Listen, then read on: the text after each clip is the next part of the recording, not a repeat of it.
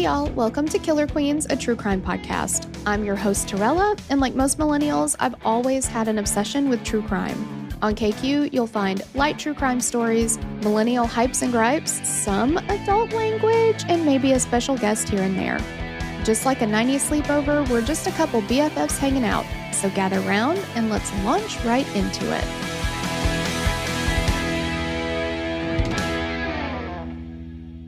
Just before noon on November 13th, 2022, a 911 call came into Moscow Police Department.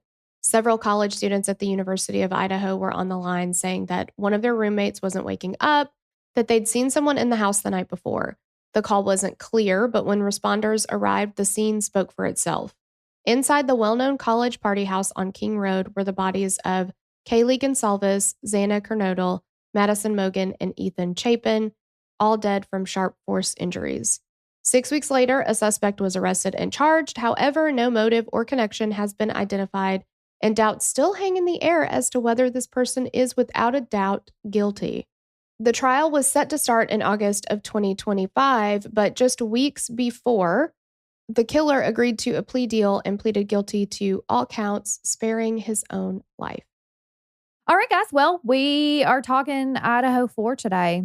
Finally. So, yeah, finally. We were waiting initially for the trial to happen before we did this one. But obviously there's not going to be a trial. So that kind of threw us off our game here, It did. Yeah. I just almost tried to adjust my glasses. I'm not wearing glasses. Oh. Okay. Wow. Also, want to give a big hey girl thanks to Madison for writing this one up. Yeah, and thanks, girl. We actually didn't have any request on the submission form for this case, which I'm shocked AF about, but I bet somebody maybe like posted places or something like that. So if you requested it, thank you. Yeah. And if you didn't request it, here it is anyway. That's right. You get what you get and you don't throw a fit. That's right. All right, let's talk about, all right. Let's say this. This is the Idaho 4 case. Everybody knows about this case. Yes. Everybody knows who did it. Everybody knows who's in jail for it. Everybody knows what's going on with it. But we are going to do, it's a high level overview, guys. And it's a 2-part, but it's still a high level overview. There is so much to this case. So, and there's so much that we still don't know. Mm-hmm. Yeah. Because we didn't get a trial. Yeah, we didn't get the trial. Endlessly annoyed about that. But I mean, I go 2 ways on it. We'll talk about that in part 2, I guess. But yeah. So just to let you guys know, that's what this is going to be. And we are going to start how we always start, or how we always try to start, which is telling you who the victims in the case were. Kaylee Jade Goncalves was born on June 8th, 2001. These are all 2000s babies. Ugh. And they were grown-ups. Ugh, that's hurtful. She was born in Concord, California to Steve and Christy. She was the third of 5 children, the middle child, and was, quote, fire and life. She was wild and different. In her obituary, her parents said that she was born with a tiny scar on her forehead. This is so mean, but it's so funny. Her siblings would tease her, saying that her scar was left from where her horns tried to grow in. I know. Siblings are a different kind of mean. Yeah. And you know what? I feel bad for only children because you don't know. You will never know. Even if you have a best friend that's like your sibling, you will never know the bond between siblings and just the relentless harassment that and abuse that you have to face from your other siblings. Oh, yeah. But also knowing that they will be the very first people to jump to your defense, whether you're right or wrong. Oh, yeah. And I'm sad for you that you never had that. I know. It's so wild. There are so many mornings where like 6 o'clock in the morning, the boys are already like pinky in the brain, like trying to scheme ways to ruin each other's entire days. And I'm like, you just woke up 5 minutes ago. What are you possibly this mad at him for already? Like, yeah. Well, I will tell you, it doesn't get better with age because my siblings and I are all basically in our 30s. And we still find ways actively to try and ruin each other's days. Oh, yeah. Whenever possible. So you just get to be more creative when you're a grown-up. Exactly. Mm-hmm. In 2002, the Goncalves family moved to North Idaho, and it was a big change from California, but Kaylee seemed to flourish. She loved it. She was only a year old. How? Okay. Well, she was born in 2001. They moved in 2002. That's true. Also, to say that it's a big change to move from California to Northern Idaho, like, yeah. I mean, could you imagine? No. I don't do like outdoorsy stuff, so. Yeah. It's cold there. Their family seemed to really like it. She was a big Claire's girly. Ugh, who isn't? Mm-hmm. And Christy, her mom, told KTVB News, that was hard for me, she had a ton of spirit. She was so fun. And her father said she was like a little princess and wanted to do all the fancy stuff a true girl. No. Kaylee's older sister, Olivia, said that Kaylee was always looking for the next wild thing to do. She liked to do crazy adventure things. She was someone who, like, if she was told she couldn't do something, she would put her mind to it and prove everything wrong. Everyone wrong. I don't know what's happening to me. Kaylee was courageous and excited to try new things and brought everyone in her life along for the ride. Her family released a statement that said, quote, Kaylee was, is, and always will be our defender and our protector. From what we know of Kaylee, and I watched the One Night in Idaho. It was a 4-parter on Amazon Prime. And it's primarily, if you haven't seen it, primarily told from the friends and family of the victims, which I thought gave a very interesting kind of perspective and take on it. They also talked a lot about how it impacted them, and it was horrific. But like just the videos you see of Kaylee and the things that her friends and family say about her, like she was fiery. And I loved it. Yeah. And so I was wondering if it was her sister. Yeah. That was the one that gave the like. Real quick. Yeah. Because I've watched the victim impact statements. Yeah. I watched the sentencing hearing. I watched the, pleading here. There's just so much stuff, and I wanted to make sure I got it right. But yes, it was her. It was her sister. Yeah. Her sister's a firecracker too. Yeah, I was going to say, it sounds related. Mm-hmm. Yeah. So Kaylee and Maddie met in grade school, and they were like BFFs from day one. And Maddie was an only child, right? Yes, I think so. Yeah. I'm pretty sure. But they were like best friends, and then they became sisters. Yes. And so they were literally together all the time. And so when they decided it was time, to pick colleges, they ended up going to the same college. Yes. They all wanted to be sure that they stayed together. And you can tell us a little about Maddie. Sweet little Maddie. I know. So Madison Mogen, or as she was known to those around her as Maddie, was born on May 25th of 2001 in Eugene, Oregon, to Karen and Benjamin. When Maddie was around 2 years old, the family moved to North Idaho, where her parents both grew up. After years, Karen and Benjamin split up and both remarried, though the entire family maintained a good relationship. So I know we hear from Maddie's mom in this one. Do we hear from Maddie's dad? The stepdad. Okay. But not her biological father. Okay. I didn't think so. I was thinking that it was her stepdad. And they were they were precious. And Maddie and her mom were absolute freaking twins. Close. Oh yeah, my and gosh. They were, Yeah. It was, honestly, it was hard to watch. Yeah. I mean, not that these things are ever not hard to watch, but watching a mom as a mom talk about her child who is no longer with us. You see why I cry every day?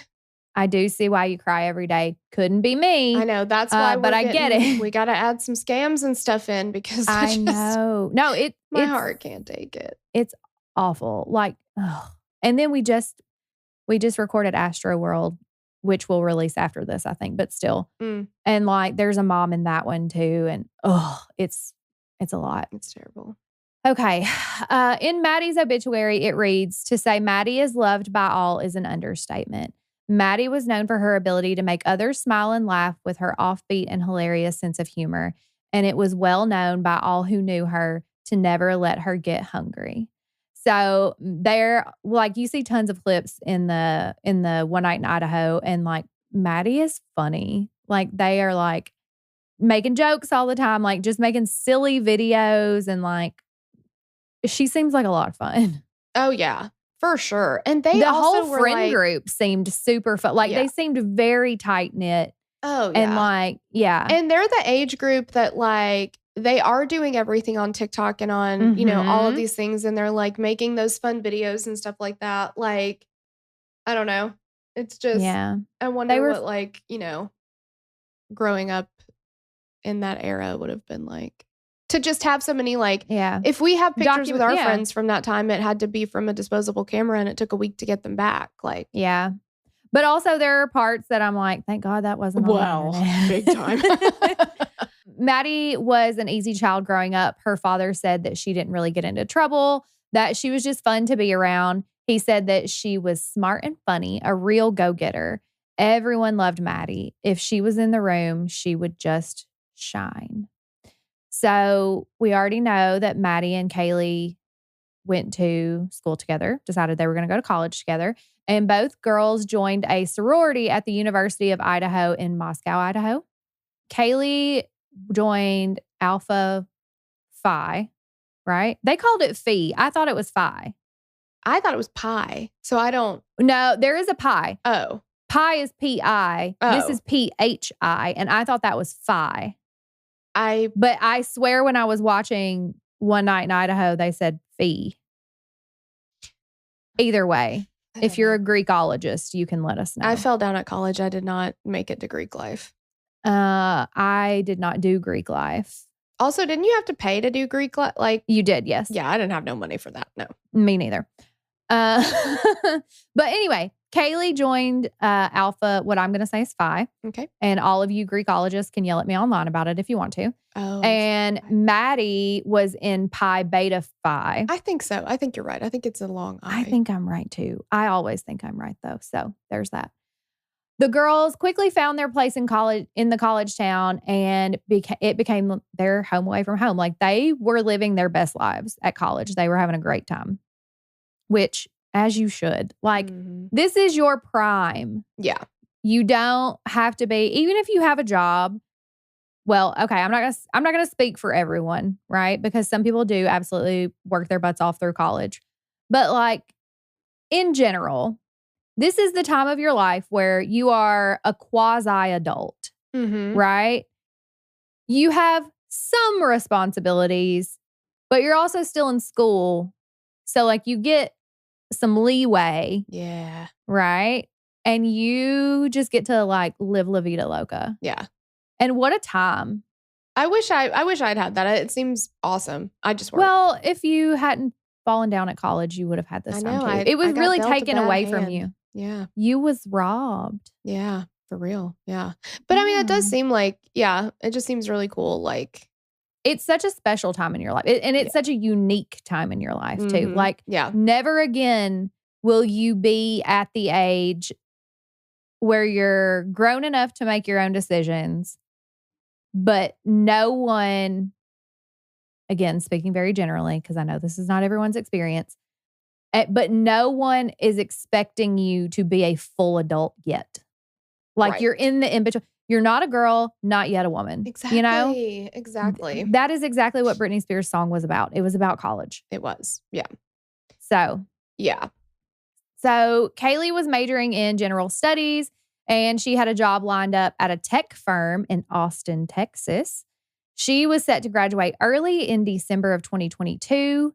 In November, it says she moved out of the rental property that she and Maddie had lived in Moscow and moved back home to prepare for relocating.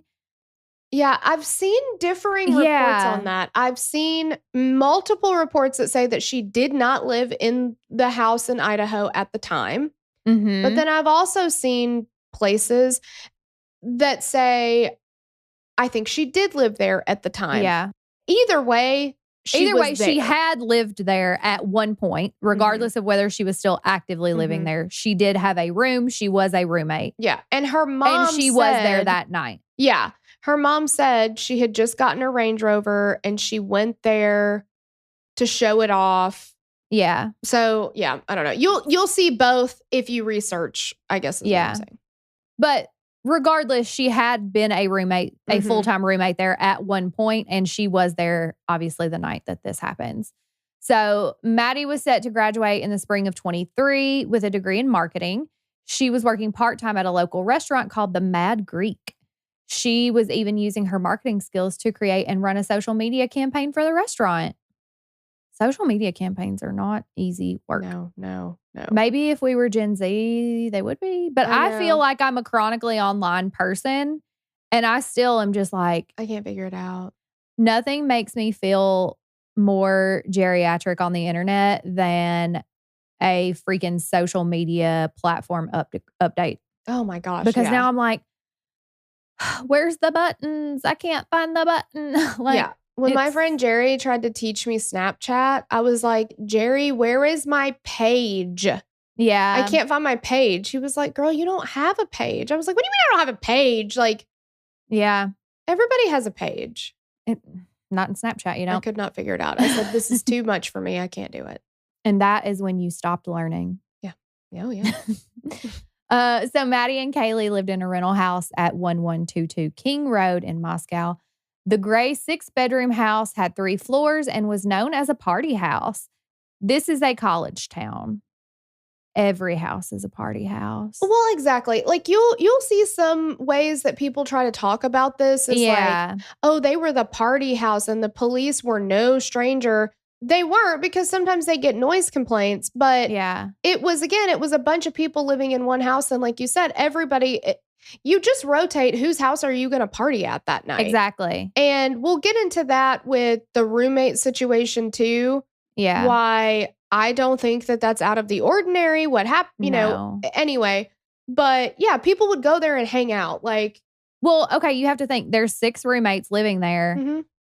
That's easily 12 people in your house at any given time if just everyone has one friend with them or a partner, significant other, spouse, girlfriend, boyfriend, whatever. Yeah. Like, I don't think I was ever anywhere in college by myself. No. And like you said, the police were familiar with the house because it was, quote, a party house, but it was for noise complaints. Mm-hmm.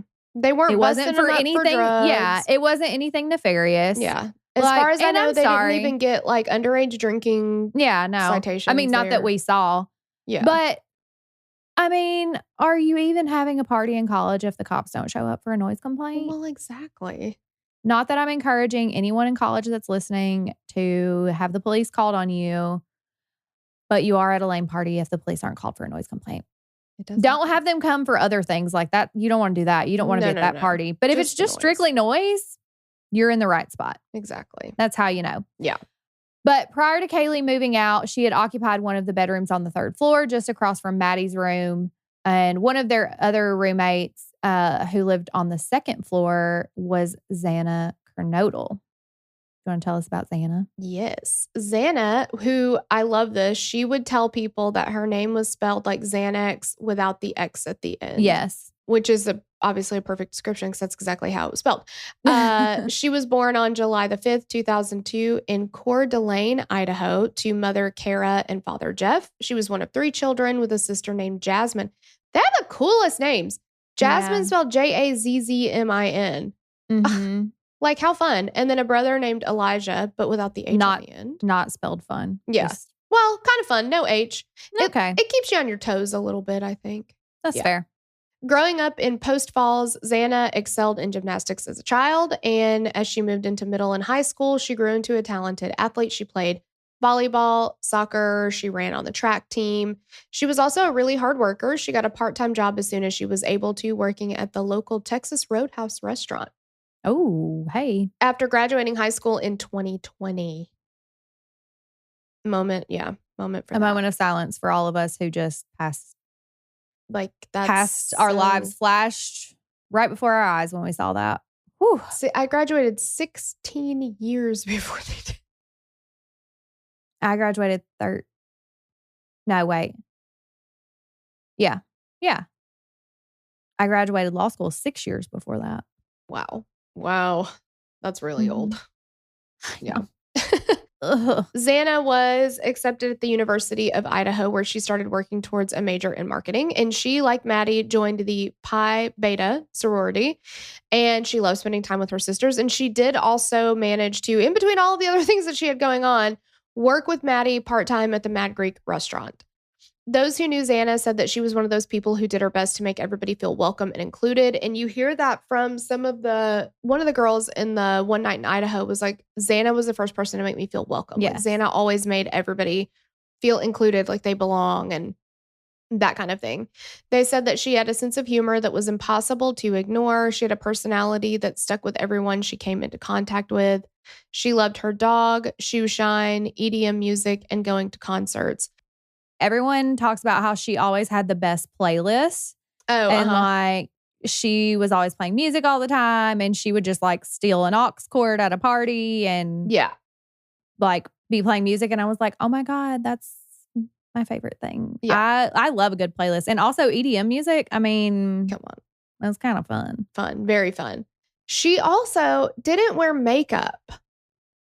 I know. And she looked incredible. And I hate her for it. I was like, they have to be talking about a different person. No. Because her skin just naturally I know. I was like, that. girl. If I did not have makeup on right now, you would think I was a bridge troll that crawled out of a sewer. Like, she looked so good. I was like, oh my gosh, like, wow. Yeah. So great skin. Her older sister, Jasmine, told King 5 News, you rarely get to meet someone like Xana. She was so positive, funny, and was loved by everyone who met her. She was so lighthearted and always lifted up a room. She made me such a proud big sister. At her high school graduation, Xana decorated her mortar board with flowers and butterflies that surrounded the words, "For the lives I will change." Ugh. So sweet. I know. Xana was the kind of person, too, like her sorority sister said, like, she was the kind of person who was just, she was so unique as a person, and like the way that she like, because it's funny to like the first time you meet somebody be like, my name is Xana, spelled like Xanax but without the X, and then just be like, and sit down, you know, like I love that kind of humor. There's some people who probably would be like, oh, you know, like, or taken aback by that, but she was just like, she was herself at all times. Like, it's just so sweet. Well, people have asked me like, how do you tell people to remember your name? And I was like, well, first of all, I don't. But someone did ask me that one time, and they were like, Nikita, like, oh, like the TV show. And I was like, or like the Russian dictator, whichever you prefer. See? And they were like, oh. And I was like, now you remember, don't you? Exactly. Yeah. Listen, this sense of humor is not for everyone. Exactly. And that's if you're boring, you won't like it. That's fine. Exactly. Now, one student that Xana got pretty close with was Ethan Chapin. Mm-hmm. And they were good friends for a while. And then they started dating, and they were super duper cute. They were so cute. Yes. And like, Ethan seemed like such a sweet boy. Like, gosh, these kids are just so young. Like, they were so young. Like you said, they were technically adults, but they were babies. They were still babies. Yeah. So Ethan was born on October 29th, 2002 to Jim and Stacy in Seattle, Washington. He was the oldest of a set of triplets. His sister, I know, in the One Night in Idaho, his mom jokes like they were true IVF babies. Like, we were trying to get one. We thought we might get two. We walked in, we had three. And they were like, She said her husband was like, so stunned he couldn't talk. And she was like, well, we did it. We did it. We did it. Yeah. So his sister was Maisie and his brother is Hunter. Okay. So Ethan grew up playing sports and especially loved playing on the basketball team with his brother. The triplets in high school experience was upended, of course, by the pandemic. So they ended up doing virtual school and working part-time. Their mom said that the three of them were basically stuck together like glue. Like how they talk about twins always being together, like the same thing, except there were three of them. Mm-hmm. So they did everything together, and that didn't really change as they got older. They loved being around one another. They were always together. Like, it was really sweet. Yeah. So they all worked at Hills Resort Lodge in Idaho and Tulip Town in Washington before they all made the decision to attend the University of Idaho together. Ethan and his brother both joined the Sigma Chi fraternity. Ethan's parents both said that he was truly meant to be at school in Idaho. Since attending the University of Idaho, Ethan lived his best life. He loved the social life, intramural, and tolerated the academics. I mean, same. Ethan loved life. He lived continuously. He smiled when he woke up, and he was still smiling when he went to bed. He was kind to all and a friend to all. Those who knew Ethan and Xana as a couple could not deny that they brought out the best in each other. Jasmine, Xana's sister, said, "Ethan made my little sister so happy. He was the sweetest gentleman. I'm so grateful God brought them together because they both deserve the most love." So sweet. So yeah. Kaylee, Maddie, and Xana all lived at the King Road house along with 2 other female roommates. So that's Bethany and Dylan. And then Ethan, of course, would be there very often with Xana. Yeah. One of the publicized videos of the girls reportedly taken shortly before the murders shows all 5 roommates like goofing around on the main floor of their house. They're taking turns doing silly impressions of each other while the rest of the girls are just laughing uncontrollably. And Yes. it's a really sad and terrifying reminder that the people that lived in this house were just normal college kids. Yeah. Just goofing. Mhm. New boot goofing. They're just like having fun. And there was absolutely no reason for anybody to anticipate what would happen in this house. What is about to happen. So on November 12th, 2022, Kaylee was super excited to be back in Moscow. She had recently gotten her new Range Rover, which we talked about, and she wanted to show Maddie as well as go to a party with her friends. So this is assuming that she is not living at the house, right? She's come back. So around 10 p.m. that Saturday, Kaylee and Maddie headed to a nearby sports bar called the Corner Club. Xana and Ethan were at a party within walking distance from the King Road house at Ethan's fraternity house. And they show it in the One Night in Idaho. I'm sure they show it in lots of different things, like just kind of a layout of like where everything is. And the Sigma Chi house is very close to, like, you can see the King Road house from the Sigma Chi house. So like they're basically right next door, right? So around 1:30 a.m., Kaylee and Maddie left the Corner Club and they walked to a nearby food truck. The food truck usually broadcasted a live stream of their customers on Twitch, which is weird to me. I guess people watch it because they're streaming it, but like very strange. But also thank God they did. Exactly. There was this place in, I think it was in Studio City, California. So when I lived in Hollywood, there's this. So fancy. I know. I'm Trilla and I lived in Hollywood. It's very not fancy. I thought it would be though. But there's this karaoke bar called Dimples. And it's like a famous karaoke bar. Like you always see celebrities there. Like when we were there, like Kiefer Sutherland had gotten a table in the back. He's just hanging out. Mr. Belding came in. We got a picture with him. He sang. Yeah, Dennis Haskins. He does not like to be called Mr. Belding. Oh, whoops. And he used to be an alcoholic. He doesn't drink anymore. He goes and sings all the time. Anyway, but they live stream the whole thing. Like they live stream it all night. So you can always watch it. Yeah. And that was like a long time ago. But yeah, so I guess there is a market for, especially the people locally in the area here. Yeah. Like, I guess some of these kids would just like fart around and watch the live stream of this food truck, which is so funny. But I understand live streaming a karaoke bar that often has a celebrity appearance. I don't understand live streaming a food truck. But alas, this is what's happening. There are so many things that get live streamed. Like, have you seen the live stream of that one like gate in some ocean, I forget where, and like if you watch it, the fish they pop up on the camera and you can push a button and it'll open the gate for them so they can go through to the other side. Oh, I have seen that. Yeah. I don't remember where, but yeah. That seems fun though. It's a thing. Yeah. It's like somebody's got to man the doorbell though, you know? Exactly. Yes, the fish doorbell. How are the fish going to get to the other side? Yeah. Anyway. So the video shows the two girls ordering from the food truck. They're laughing and talking, and they're like making videos of each other. Like same thing they're always doing, right? Like very normal. They end up getting a ride home from the food truck and are back at the house just before 2 a.m. And this is the last footage that we have of Kaylee and Maddie alive. Around 2 a.m., Kaylee and Maddie were joined by their two roommates, Bethany and Dylan, in Kaylee's former bedroom, where they just like kind of sat up and were chit-chatting a little bit. The thought of sitting up and chit-chatting at 2 a.m. now makes me want to die. But did I do that all the time in college? Big time. Yeah, I did. So the girls talk about going out for more food, and Dylan texts an Uber driver that she knew to see if he was driving that night and if they could get food. Honestly, that's 100% a move I would do. I would be like, yo, are you driving right now? Because I'm hungry. Mm-hmm.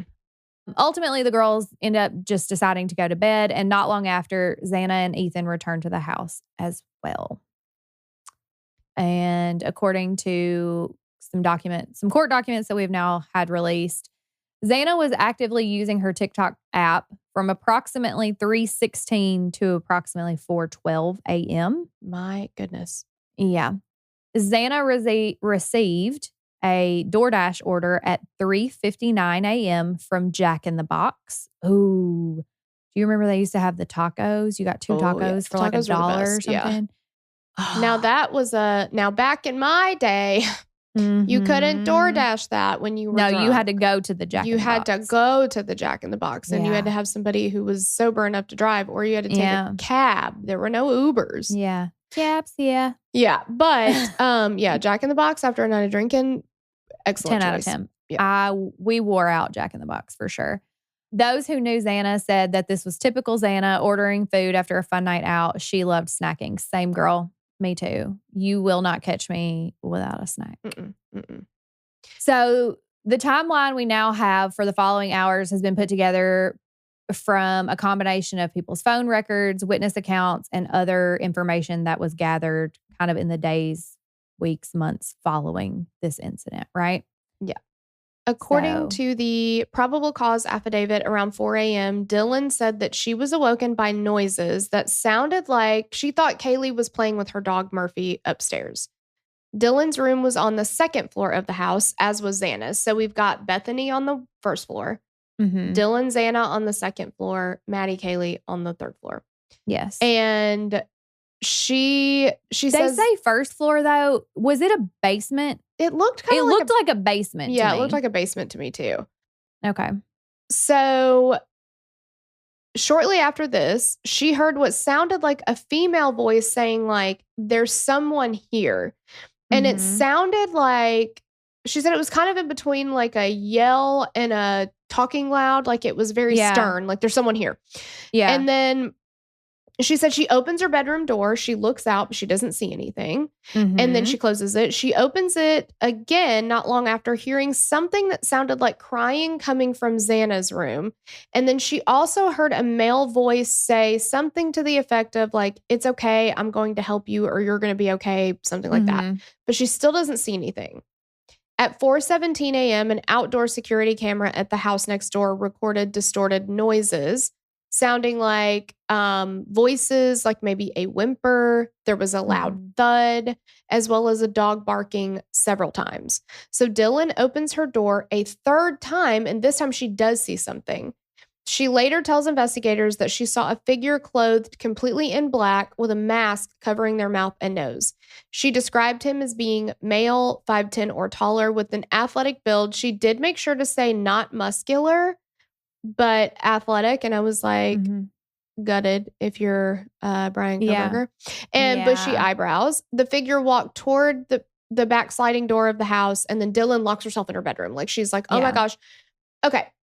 But also, they're not unused to seeing random people in the house. Like your friend could just have somebody over, and your first thought is not somebody is killing people here. Your first thought is somebody's playing a weird prank. It's a weird joke. I don't like it. I don't get it. But like, you know? Or like maybe was it Maddie that had like recently broken up with her boyfriend, and like it wasn't uncommon for her to call him repeatedly and still try to hang out because they were still friends. So like at that point, like you're freaked out. It's the middle of the night. Right. You keep hearing stuff. You hear someone say, someone's here. But that could just be that like, someone's here. Someone invited someone over and you're just letting whoever know, like, hey, like, someone's here. Yeah. Yeah. I didn't invite him, but you don't know. Yeah. You don't know. And honestly, like, you're scared. Mm-hmm. Yeah. And so what is my first reaction when I'm scared? I'm locking myself in this room and I'm never coming out. Mm-hmm.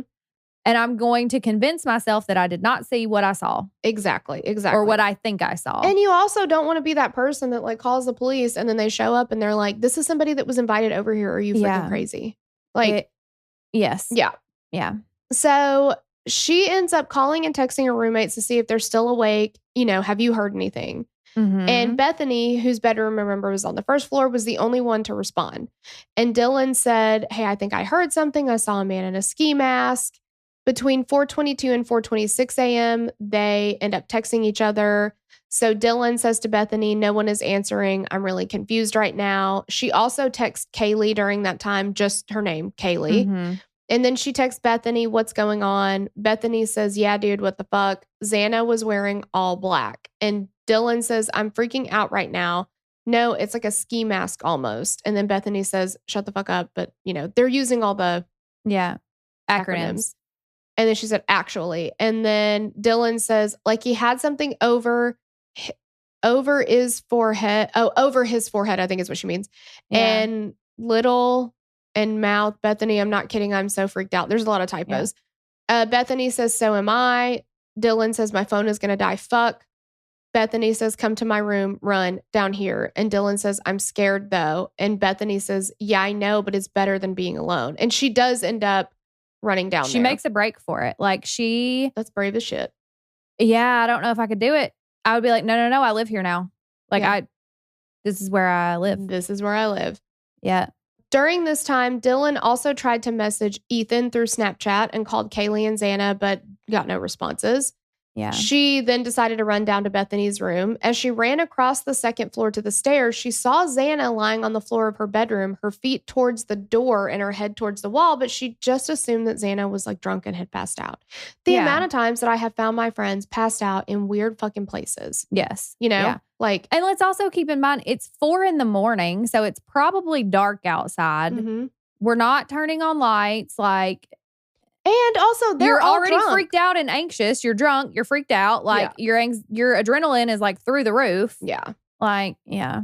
So Dylan and Bethany lock themselves in Bethany's room, and then they both try calling the roommates again, but nobody answers. Phone activity shows that between 5 and 6:30 a.m., Dylan was on her phone, quote, primarily creating, editing, and deleting images and videos.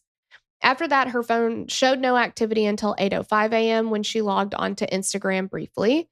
And at 10:23 a.m., she texted Maddie and asked if she was awake, but there was no response. So she keeps scrolling through social media, and at 11:29 a.m., she texted Kaylee and asked if she was awake, but she got no response. And Dylan later said she thought that was really odd because Kaylee and Maddie normally woke up fairly early. Around 11:40 a.m., Dylan's father texted her, and she responded. Mm-hmm. Then at 11:50 a.m., Dylan calls a friend who's referred to in court documents as EA. This is Emily. Yeah. And asked her to come over and check the house with her because she was scared. So Emily and her boyfriend Hunter came over to the King Road house, entering through the front door on the first floor. Dylan, Bethany, and Hunter walked up the stairs to the second floor where Hunter would go into the kitchen to grab a knife. He said they were afraid. Yeah. He wasn't sure if there was somebody still in the house. Like, you know, he wasn't sure what was going on. Dylan later said that she saw Xana again for a split second and, quote, I just started bawling because I thought she had just like, I don't even know. I thought maybe she was just still drunk and asleep on the floor. At this point, Hunter turns around and says, Bethany and Dylan, you need to get out.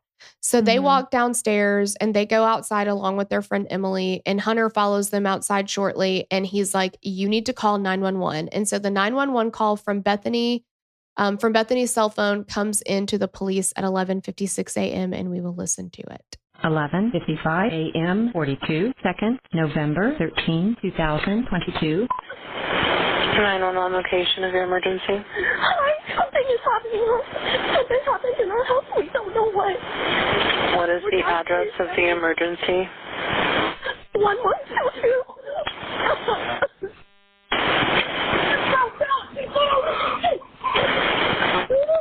What is the rest of the address? Oh, Kings Road. Okay. And is that a house or an apartment? It's a house. Can you repeat the address to make sure that I have it right? I'll talk to you guys. We live at the White, so we're next to them. I need someone to repeat the address for verification. The address, 1122 King Road. And what's the phone number that you're calling from? What's your phone number? And tell me exactly what's going on. One of the roommates has passed out, and she was drunk last night, and she's not waking up. Okay. Oh, and they saw some man in their house last night. Yeah. Hi, this is And are you with the patient? Okay, I need someone to keep the phone, stop passing it around. Can I just tell you what happened pretty much? What is going on currently? Is someone passed out right now? I don't really know, but pretty much at 4 a.m. Okay, I need to know what's going on right now if someone is passed out. Can you find that out? Yeah, I'll come. Come on, we gotta go check. But we have to.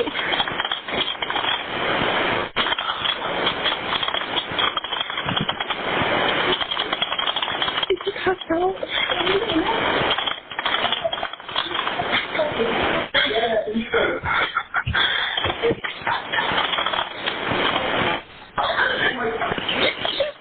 What's wrong? She's not waking up. Okay, one moment. I'm getting help started that way. Okay, thank you.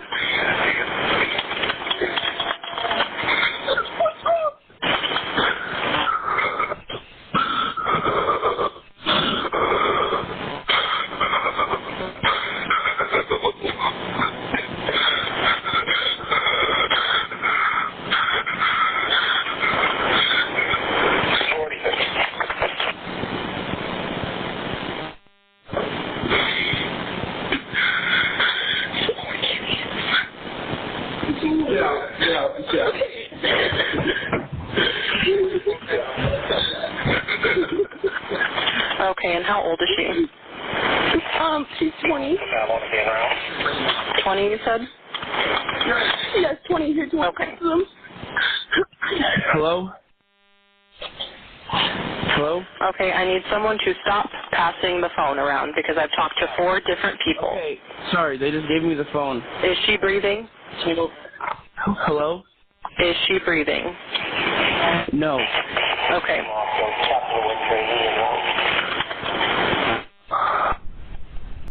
You should talk to them, okay? I can't talk to them. They need you to talk to them. Okay.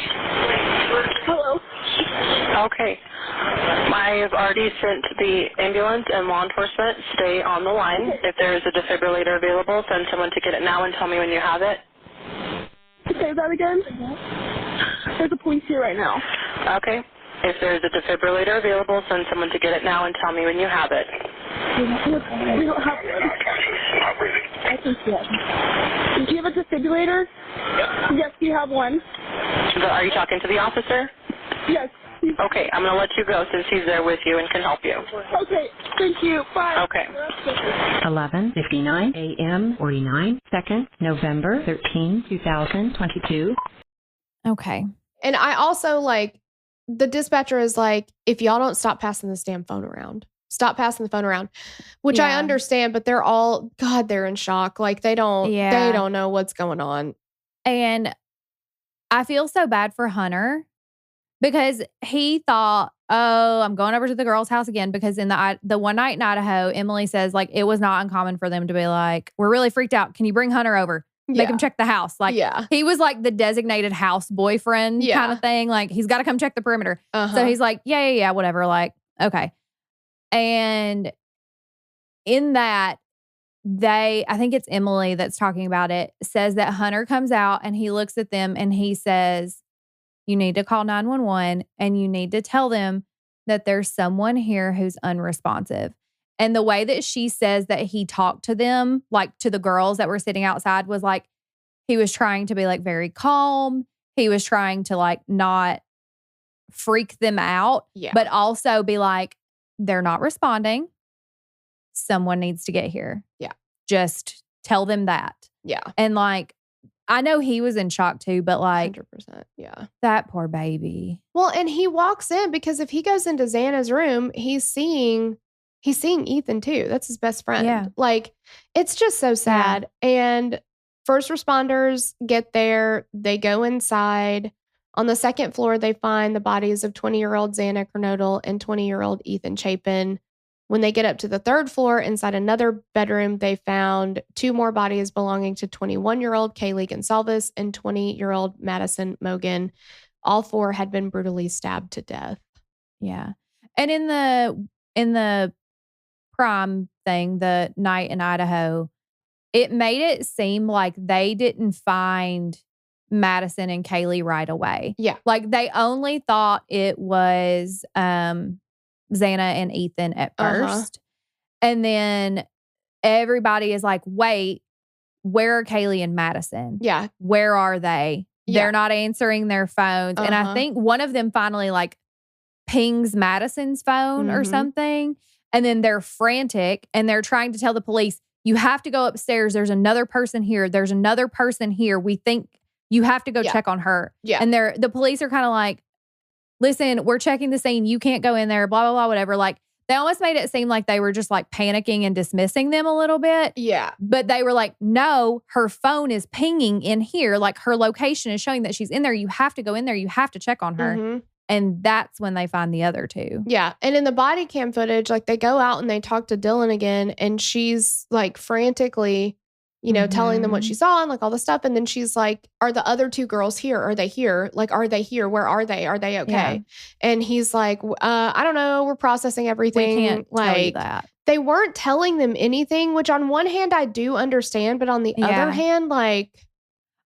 hand, they find out that there has been a quadruple homicide at the house that they were just in via text at the same time as everyone else on campus does. Yes, and they're standing there with the police. They're standing there outside the house waiting. Like, y'all couldn't have fucking said something? Like, at least to the roommates. And by that point... and they were in the house. Yeah, and by that point, Ethan's brother and sister were there too, I believe. Yeah. And they're all standing out there and they're just like, they're not being told anything. Yeah. Which, I mean, like you said, I get, but at the same time, like... Or put them in a squad car and take them to the department and talk to them there. But like, yeah. I thought that was... There are some absolute, like, weird missteps here. Yeah, there are.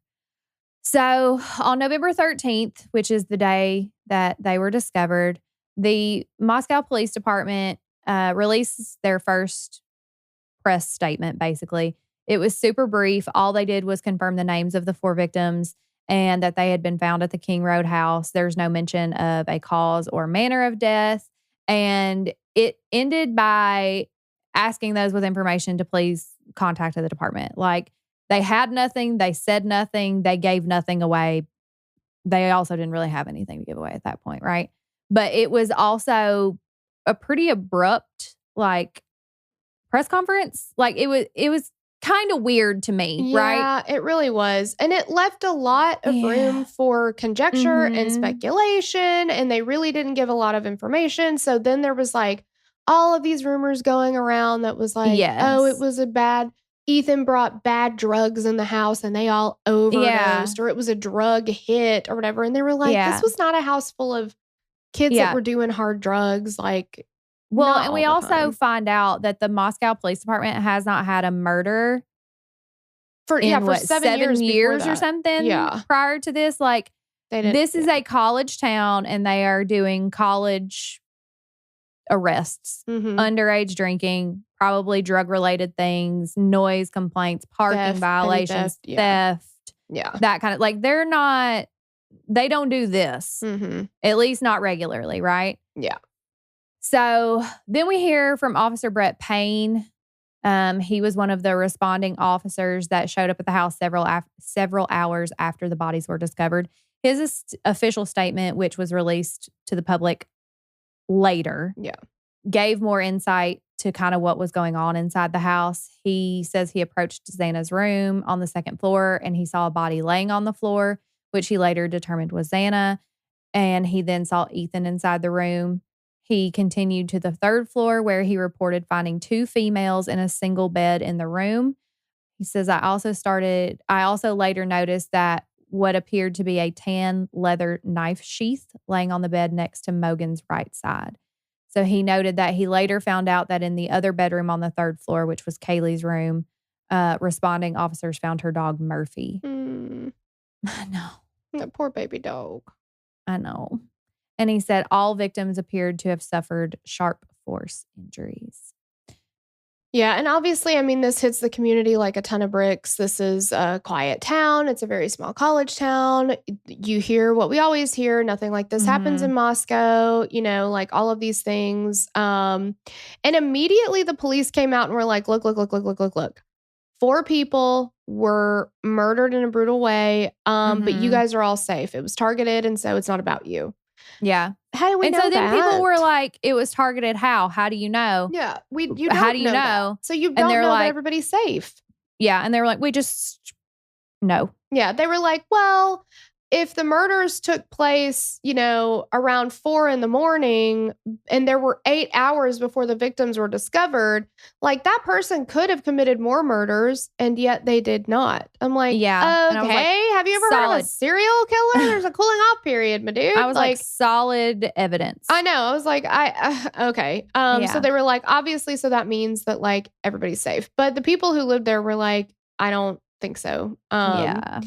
The Goncalves family released a statement shortly after saying, quote, to whomever is responsible, we will find you. We will never stop. The pain you caused has fueled our hatred and sealed your fate. Justice will be served.